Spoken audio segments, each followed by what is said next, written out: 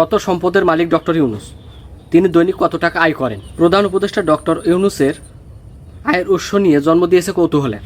প্রধান উপদেষ্টা হওয়ার পর থেকেই ডক্টর ইউনূস যেমন সাধারণ জনগণের মধ্যমণি হয়ে উঠেছেন, তেমনি সাধারণ জনগণের মধ্যে চলছে তার আয়ের উৎস নিয়ে তুমুল আলোচনা ও সমালোচনা। তাহলে চলুন দেরি না করে জেনে নেওয়া যাক ডক্টর ইউনূস কত সম্পদের মালিক। যেই গ্রামীণ ব্যাংকের প্রতিটি বালুকণার সঙ্গে ওতপ্রোতভাবে জড়িয়ে রয়েছে ডক্টর ইউনূসের নাম, আর যেই গ্রামীণ ব্যাংকের জন্য অক্লান্ত পরিশ্রম করে গিয়েছেন তিনি, সেই গ্রামীণ ব্যাংক থেকে আজ পর্যন্ত তিনি কোনো পারিশ্রমিক নেননি। কিন্তু মজার বিষয় হচ্ছে, শুধু গ্রামীণ ব্যাংকেই নয়, পৃথিবীর কোনো প্রতিষ্ঠানেই তার কোনো ব্যক্তি মালিকানা বা শেয়ার নেই।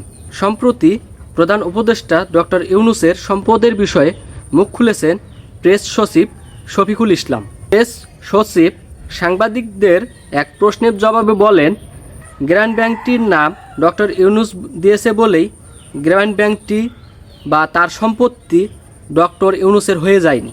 এটা কেউ প্রমাণ করতে পারলে দেখা। তাছাড়া এসব প্রতিষ্ঠানের সরকারের নিজস্ব কোনো হস্তক্ষেপ নেই।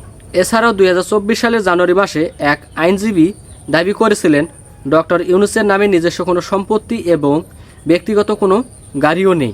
তাহলে চলুন দেরি না করে দেখা যাক ডক্টর ইউনূসের একদিনের আয়ের হিসাব। সরকারি হিসাব অনুযায়ী বিগত 10 মাসে ডক্টর ইউনূসের অ্যাকাউন্টে প্রায় 30 লক্ষ টাকা জমা পড়েছে, আর এই পুরো টাকাটাই তিনি পেয়েছেন সরকারের দায়িত্ব পালনের জন্য।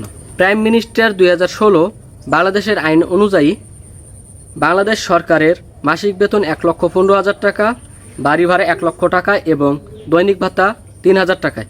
এসব মিলিয়ে ডক্টর ইউনূসের অ্যাকাউন্টে জমা পড়েছে প্রায় 30 লক্ষ টাকা। সব মিলিয়ে তার দৈনিক ইনকাম দাঁড়ায় 10,000 টাকা।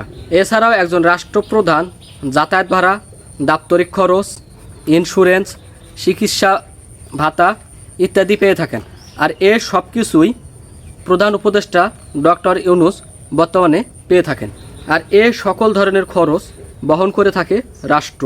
এছাড়াও জনগণের প্রশ্ন জাগতেই পারে, ডক্টর ইউনূস গ্রামীণ ব্যাংক থেকে 1 টাকা না নিলেও ওনার আয়ের উৎস কী? সহজভাবে বলতে গেলে ওনার আয়ের উৎস হলো ওনার মুখের কথা। মূলত উনি কথা বিক্রি করে যে টাকা আয় করেন, একজন বাংলাদেশের সুনামধন্য ব্যবসায়ীকেও টক্কর দিবে।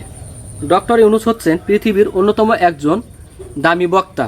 মূলত ওনাকে লেকচার বা বক্তব্য দেওয়ার জন্য টাকা দিয়ে নিয়ে যাওয়া হয়। ওনার বক্তব্য বা লেকচার শোনার জন্য খরচ করতে হয় 75 থেকে 1 লক্ষ ডলার, অনেক সময় এর চেয়েও বেশি, যা বাংলা টাকায় দাঁড়ায় 96 লক্ষ টাকা থেকে 1,28 লক্ষ টাকা। এছাড়াও বিশ্বের নামি দামি প্রতিষ্ঠানগুলো ওনাকে নিয়ে যান ওনার লেকচার বা বক্তব্য শোনানোর জন্য। অনেক সময় বিভিন্ন অনুষ্ঠানে ওনাকে ডাকা হয় পরিকল্পনার জন্য। 2024 সালের ফ্রান্সে প্যারিস অলিম্পিক অনুষ্ঠিত আয়োজক কমিটির 3 জনের মধ্যে আমাদের প্রাণপ্রিয় ডক্টর ইউনূস স্যারও একজন। পরবর্তীতে আপনাদের যদি অন্য কোনো ব্যক্তির সম্পর্কে জানার থাকে তাহলে অবশ্যই কমেন্টে বলে যাবেন এবং ভিডিওটি ভালো লেগে থাকলে অবশ্যই শেয়ার করে দিবেন। ধন্যবাদ।